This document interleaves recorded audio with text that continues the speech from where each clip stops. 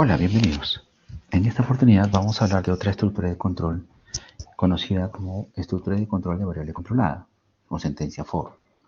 La sentencia for nos va a permitir a nosotros revisar o recorrer una serie de, por ejemplo, listas o una serie de tipos de datos o almacenes de datos como listas, como cadenas o como más adelante veremos, tuplas, sets o diccionarios.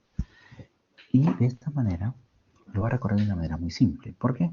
Porque for, eh, al recorrer una clase, recuerden que Python es un lenguaje de programación con la arquitectura orientada a objetos, por lo tanto yo defino objetos o clases.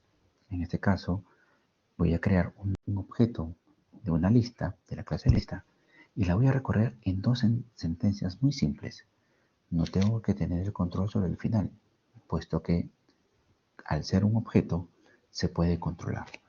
Y esa es una de las grandes ventajas de Python, que nos va a poder, en este caso, de una manera muy sencilla, poder recorrer listas o estructuras o vectores. Yo voy a poder recorrer, por ejemplo, y lista, y podría poner, por ejemplo, cada uno de esos elementos. Y podría saber cuáles son los elementos que contiene ese vector. En este caso, tiene cada uno de los elementos los he impreso.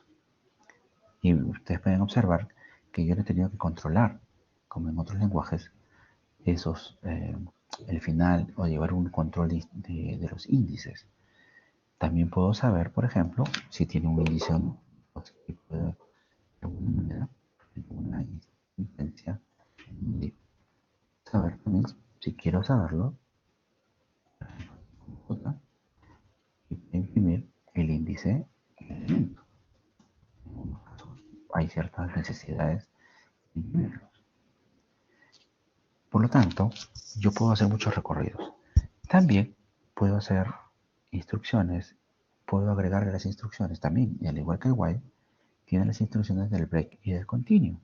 Por ejemplo, puedo agregar más frutas mi vector. Y por ejemplo, voy a tener el índice 0, 1, 2, 3.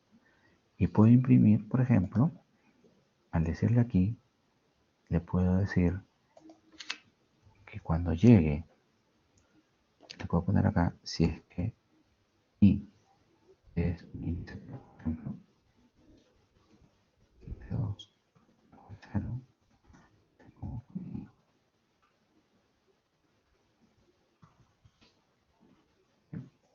y lo que va a hacer es que al tener elementos, los de índice par no los va a imprimir, solamente va a imprimir los de índices impares, que en este caso sería pera tiene índice 0, par, no lo imprime, manzana tiene índice 1, que es impar, y lo imprime, mango tiene un índice par, que es 2, no lo imprime, y uva, que tiene un número índice impar, que es número 3, lo imprime. Entonces, también puedo agregarle la sentencia continua. También puedo agregarle la sentencia break. Puedo decirle el primer número, el primer índice par que tenga, lo voy a poner que sea diferente al primer índice impar, se detenga. Se detiene porque el primer índice sería manzana, con índice 1. Entonces, esta es una de las grandes ventajas del for. Yo te puedo recorrer listas, cadenas, sin necesidad de llevar el control hasta el final de, de ese tipo de datos. La siguiente, vamos a ver que también puedo hacer uso y hacer recorridos, por ejemplo, empleando un tipo de dato que se llama eh, el range. Por ejemplo, le puedo decir así, for i in range 6 puntos. Y por ejemplo, voy a hacer una historia. Voy a poner acá suma en más igual. Puedo hacer la suma final. Voy a poner acá suma igual 0. Y me puede dar el valor al final, donde voy a imprimir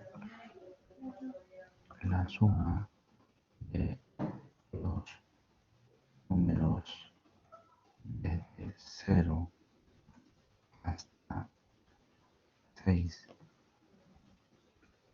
es igual. Voy a poner el valor de suma. Entonces, ejecutaré suma. Y me dice que esa sumatoria tiene un valor de 15. Puedo poner también el range que parte de un número y como siempre Python no me entrega el último valor.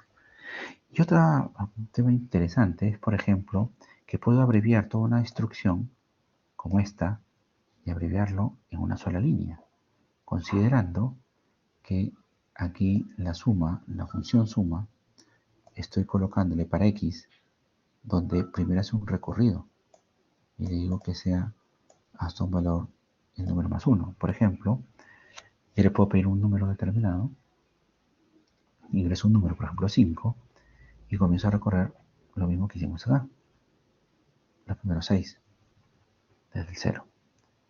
Voy a ingresarlo y le voy a decir que el número va a ser 6. Así me consideró hasta el número 6. ¿Sí? Porque considero hasta un número más. Y me dice que es 21.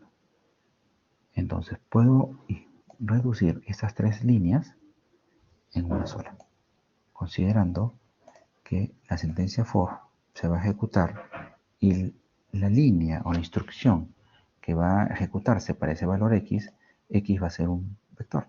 Me va a ir entregando varios valores y los voy a ir sumarizando. Entonces, esta es una instrucción muy válida, muy interesante para reducir, sobre todo, muchísimas instrucciones. Es una de las grandes ventajas de Python. Muy bien, eso es todo por hoy. Muchas gracias.